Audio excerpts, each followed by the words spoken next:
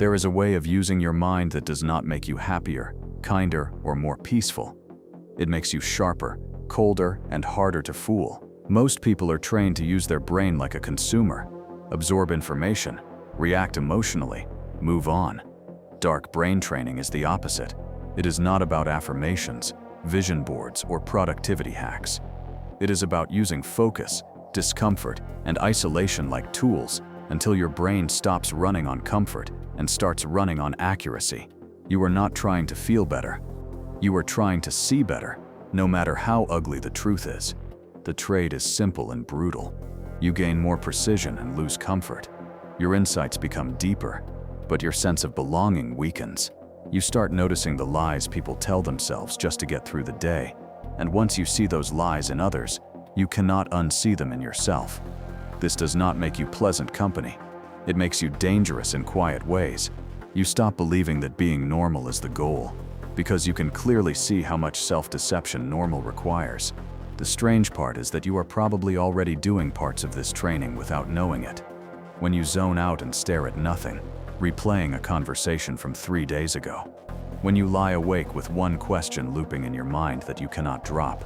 When you obsess over why someone really said something, or what you should have done differently. These are not random quirks. They are raw, unshaped forms of deep mental practice. Most people drown in them, or distract themselves. Some people sharpen through them. This is not about becoming a calmer, happier version of yourself. It is about becoming someone who cannot lie to themselves at the same level as everyone else. You start to value clarity over comfort, truth over social peace, pattern recognition over emotional safety. That kind of mind does not fit easily into the herd. It stands slightly outside, watching. If you feel that distance already, this is the language for what has been happening inside your head for years. Subscribe now, because once this way of thinking locks in, you either train it deliberately or stay behind while others who understand this move ahead. Phase 1. The dark power of silent overthinking. You know that scene. Lying in bed, eyes open in the dark, mind locked on a single question. Why did they say that? What did that look on their face mean? What is wrong with this situation that does not add up? Your body is tired, but your mind refuses to let go. It keeps replaying the event, the phrase, the decision. The same happens when you stare at a wall, lost in thought, while someone speaks to you and you barely hear them. Most people call this overthinking and try to kill it with noise, scrolling, or forced positivity. But this is the first phase of dark brain training, whether you chose it or not. Cognitive scientists who study mind wandering, like Kalina Christoff, Jonathan Smallwood, and Malia Mason, have shown that when your brain is in that so-called empty state, it is not empty at all.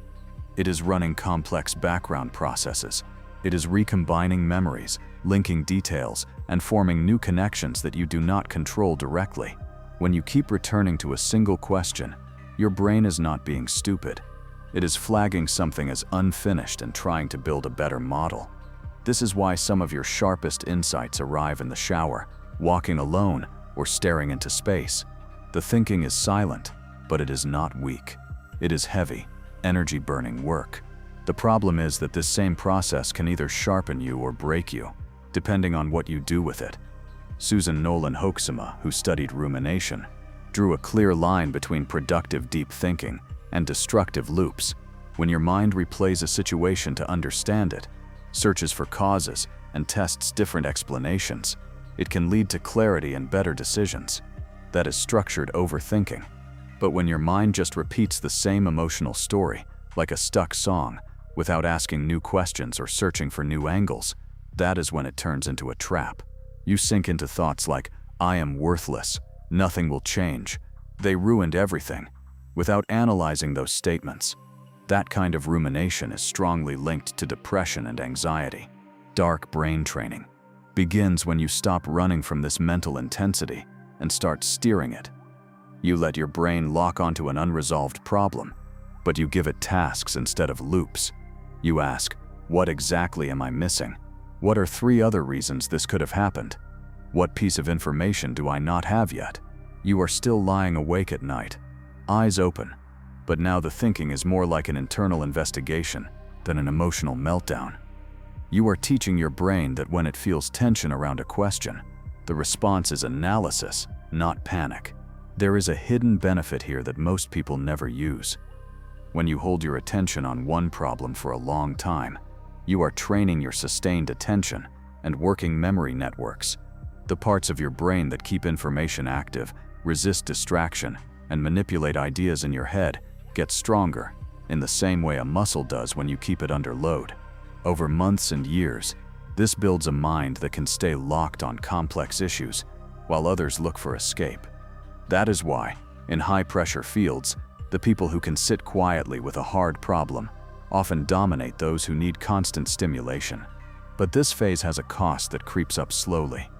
As you get used to living inside your head with intense questions, the outside world starts to feel less important. Conversations feel light and shallow compared to the depth of your internal thinking.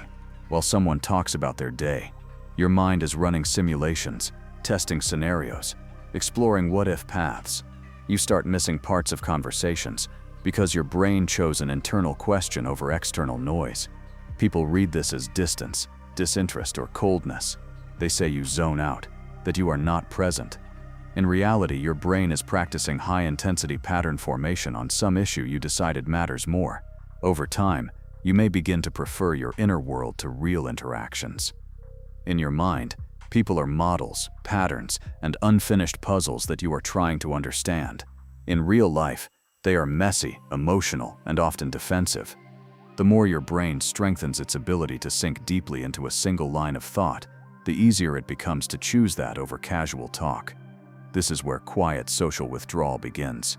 Not because you hate people, but because your internal process feels more meaningful than most external exchanges. Phase 1 teaches your brain to lock, to grind, to return. It gives you the raw fuel for insight, but it also starts pulling you away from the comfort of easy connection. If you often find yourself lost in thought, replaying events with obsessive detail, and if that state feels both painful and addictive, you are not just overthinking. You are unconsciously training the first layer of a mind that will not let go of questions until it has broken them apart. Phase 2, turning information into a weapon, not entertainment. At some point, something shifts. You stop consuming information the way most people do. Books, podcasts, debates, arguments, videos, even random comments from people around you, all stop being just content. They become raw material to test reality. You no longer read to feel smart or entertained. You read to attack your own understanding. Every new idea becomes a tool, a test, or a threat to what you currently believe. That is phase 2. K. Anders Ericsson, the researcher best known for work on deliberate practice, showed that performance rises the fastest when practice is not passive. Improvement happens when attention is on errors, feedback, and correction. A musician who just plays songs on repeat gets slower results than the musician who stops at every mistake, isolates the weakness, and drills it. The same logic applies to thinking.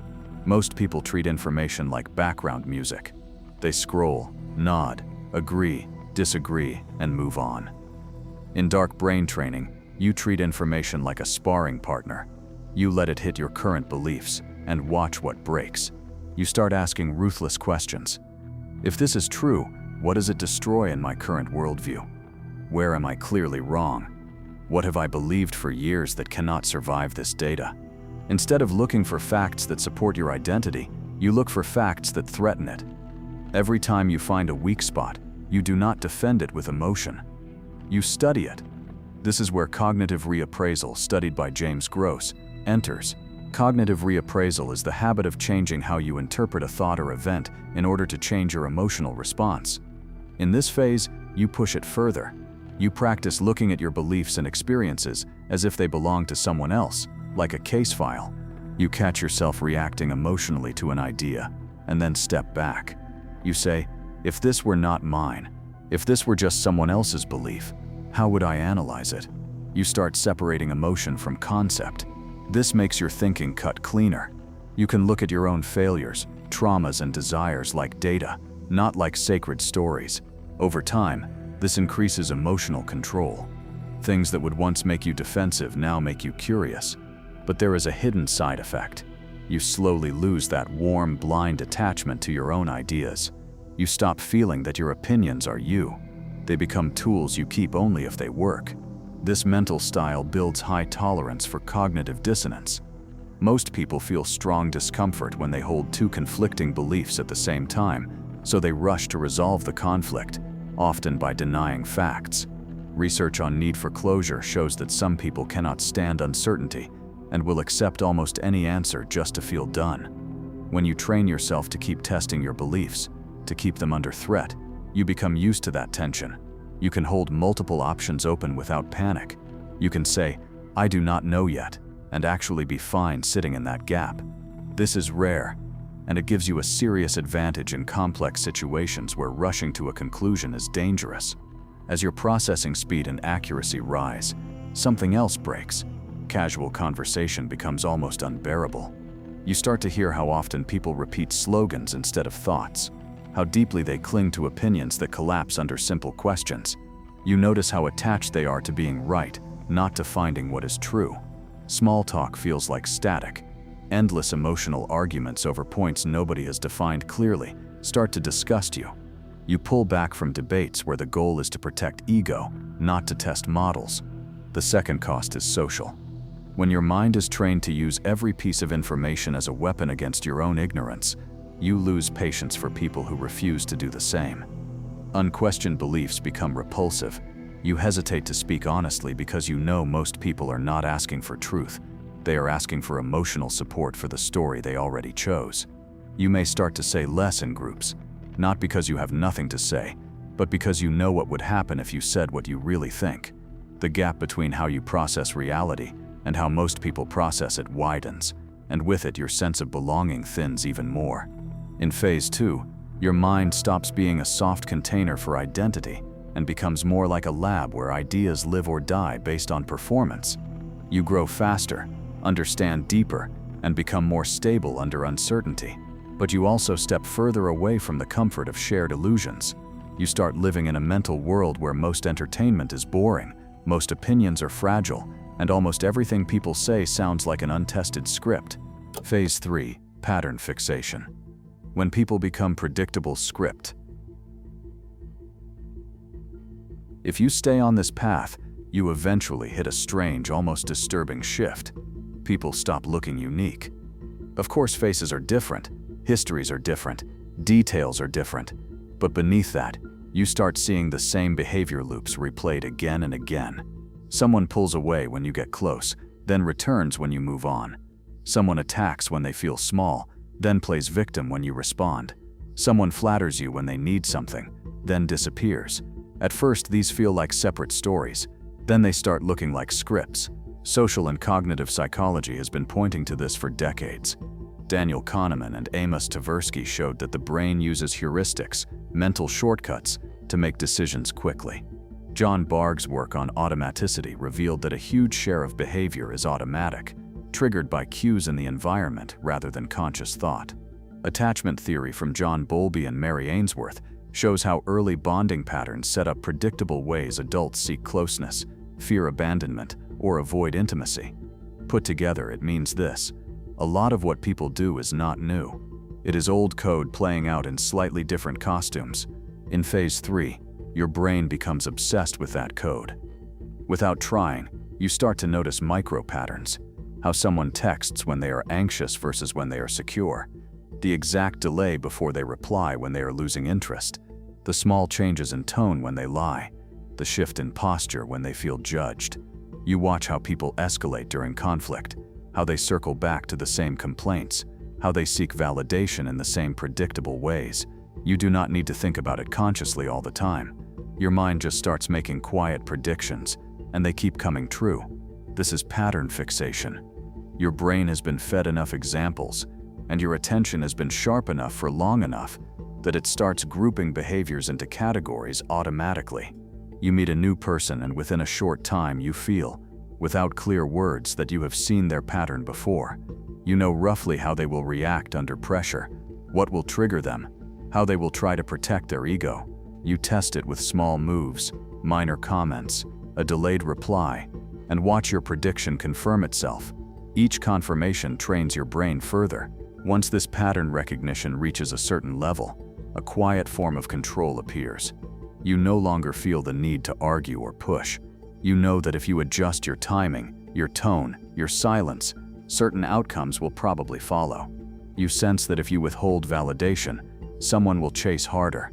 If you give a tiny hint of disapproval, someone will overcorrect. If you stay calm while another person escalates, they will either burn out or expose their insecurity. You are not casting spells. You are simply responding to scripts you already know by heart. This is where your thinking becomes an invisible source of social power. Other people feel it. They cannot always explain it, but they sense that you see more than you say. They notice that you are hard to provoke, difficult to guilt trip, and strangely good at predicting drama before it happens. Some will respect it, some will fear it, some will try to frame you as cold, manipulative, or uncaring, because they are uncomfortable with how clearly you see their pattern. The third cost arrives here, and it is heavy.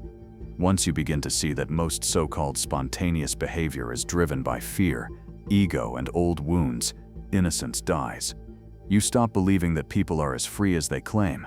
You watch how painful experiences from 10 years ago still run their present-day choices. You see how often kindness is a tactic for approval, how often anger is a shield for shame, how often love is mixed with deep insecurity. This knowledge breaks trust at the root. You do not just doubt individual people. You doubt the entire idea that behavior is what it appears to be. Relationships no longer feel like pure bonds. They start to feel like systems. Input, output, trigger, response. You can still care. You can still feel. But the magic is different.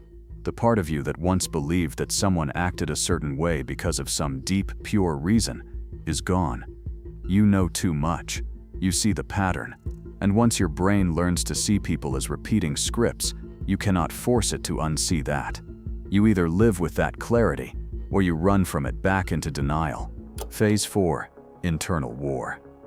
Training your mind to attack itself. By this phase, you can already see patterns in others. You can handle conflicting ideas without breaking, and you are used to sitting with uncomfortable questions. Now comes the move that most people never make on purpose. You turn that same knife inward and keep cutting. Phase 4 is internal war. You stop protecting your own identity with comforting stories and start treating it like any other pattern that needs to be stress-tested. Leon Festinger's work on cognitive dissonance showed that when beliefs and actions conflict, people usually reduce the discomfort by changing the belief or justifying the behavior. In other words, they protect their self-image at the cost of truth. Dark brain training does the opposite. Instead of reducing dissonance, you increase it on purpose. You take your most comforting beliefs and attack them. You do not wait for life to challenge you. You challenge yourself. You start with simple statements you live by. I am a good person. They care about me. I know what I want. Then you build the strongest possible arguments against them. If I am such a good person, why did I do that thing I never admit to anyone? How much of what I call kindness is actually fear of being disliked? Do they really care about me, or do they care about the version of me that serves their needs? Do I truly know what I want, or am I following a script given to me by family, culture, or fear? You do not ask these questions lightly. You push them until they hurt. This is a form of mental contrasting and metacognition. Mental contrasting is the act of holding a desired outcome in mind while also visualizing the obstacles that stand in the way. Metacognition is thinking about your own thinking. When you combine them in this brutal way, you stop letting your brain hide its blind spots. You force it to see its own weaknesses, lies, and contradictions. The goal is not self-hatred. The goal is accuracy. A mind that knows its own dark corners is much harder to control from the outside. Exposure and emotional regulation research shows that repeated exposure to feared situations reduces the emotional reaction over time. Phase 4 applies this internally. You expose yourself again and again to thoughts that threaten your ego. You sit with the possibility that you are not who you claim to be, that people do not see you the way you hope, that your identity is built on shaky ground. At first, your nervous system reacts like it would to any threat. Anxiety, tension, urge to escape. If you keep going, something changes. Your system learns that these thoughts, while painful, do not kill you. You gain the ability to think about your worst fears without shutting down. The cost is brutal. You lose emotional safety inside your own mind. The place that used to be your private shelter, where you could run from the world and tell yourself comforting stories, becomes a battlefield. There is no room left for simple self-flattery. When you try to say, "I am fine, I am enough," another part of your mind immediately pulls up proof that you are not living at your full standard. When you try to blame others for all your problems, your mind drags in examples where you clearly contributed. You become your own harshest interrogator. This is where many people break. Some fall into chronic self-doubt, unable to trust any positive thought about themselves. Others drift into derealization, feeling detached from their own identity, as if everything is fake. Anxiety can spike because nothing inside feels solid. But if you survive this phase and adapt, something powerful happens. Shame loses most of its grip on you. Guilt tripping stops working. Flattery feels cheap, because you have already accused yourself of worse than anything others can throw at you, and lived through it. You become very hard to manipulate by people who rely on social pressure, guilt, or praise to control others. When someone implies that you are a bad person if you do not obey, you examine the claim instead of folding. When someone offers admiration to pull you in, you treat it as data, not as a drug. Your identity becomes less of a soft, fragile statue and more of a dynamic structure that can be rebuilt as needed. You can change beliefs, admit mistakes, and pivot direction without feeling like you are dying. That flexibility is rare, and it comes at the price of enduring an internal war that almost no one is willing to start. Phase 5. Consequence. Installation, power, isolation, and the price of clarity. By the time you reach this phase, the training has already changed you. Your mind processes faster. You see more details. You attach less to stories. You can read behavior with uncomfortable accuracy. You can detach from group narratives when they make no sense. You stay calmer under psychological pressure than most people around you. On the surface, this looks like a gift. In practice, it is a mixed sentence. Power on one side, isolation on the other. Research on social isolation and loneliness, like the work of Julianne Holt-Lunstad, shows that feeling deeply disconnected from others is as dangerous to physical health as smoking or obesity. At the same time, people with high trait openness and strong intellectual intensity often report feeling out of place, like they are watching life from slightly outside of it. When your inner life is unusually complex and most of your growth happens in silence, it is very easy to feel that you do not fully belong anywhere. Dark brain training pushes you strongly in that direction. The behavioral consequences are clear. Normal conversations begin to feel painfully slow. You can see 10 steps ahead in a discussion, while others are still reacting to step 2. Forced enthusiasm at work, in social media, or in groups becomes transparent. You can almost see the gap between what people say and what they really mean. Public outrage looks coordinated and shallow. Private confessions start to sound like variations of the same 5 fears. You become quieter, not because you have nothing to say, but because most spaces are not built to handle the weight of what you now notice. People experience you as intense, intimidating, or emotionally cold. They feel that you are always holding something back, which is true. You cannot unsee their patterns, so you control your words carefully. You know which truths would trigger them, so you leave them unspoken. You may smile less, react less, show less. This is not fake. It is a natural response to spending years training yourself not to be pulled around by others' emotions. Your baseline becomes still, and to people who rely on constant emotional feedback, that stillness feels threatening. There is also a strong social backlash. Groups are not kind to those who expose their blind spots. When your clarity makes others feel small or seen through, many will strike back. They will call you arrogant for not following the crowd. They will accuse you of overthinking whenever your questions pierce holes in weak stories. They will label you emotionally unavailable because you do not perform the expected reactions on command. Underneath all of that is a simple reaction: threat. Humans are wired to protect the group rhythm. Anything that stands too far outside, especially in terms of perception and control, is treated as dangerous. As these reactions stack up, your identity starts to lock into a new shape. You recognize that you are not going back to normal. You cannot suddenly untrain your attention, erase your pattern recognition, or start believing comforting lies again without noticing that you are doing it. The illusions that used to hold your world together are now transparent. Clarity is heavy. You carry it into every room. It changes what you say yes to, what you tolerate, who you give access to, and how long you stay where you do not respect the rules. The final choice is simple, but not easy. This path will not make you happier in the usual sense. It will not make you more liked, more relaxed, or more at peace with false stories. It will make you clearer. It will give you power over your own mind, and by extension, more influence over situations and relationships. It will also make shallow environments feel unbearable and force you to outgrow rooms without trying. Once you see patterns, you cannot unsee them. Once you know how your own mind lies, you cannot fully believe those lies again. So you have to ask yourself something direct. Do you recognize yourself in the behaviors described?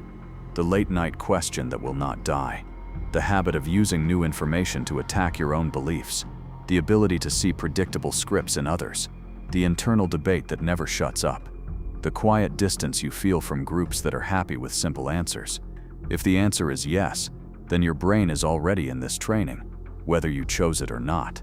The only real decision left is whether to continue it consciously, accepting the cost, or to bury it under distractions and stay closer to the crowd. Either way, you now know what is actually happening when your mind refuses to stay soft.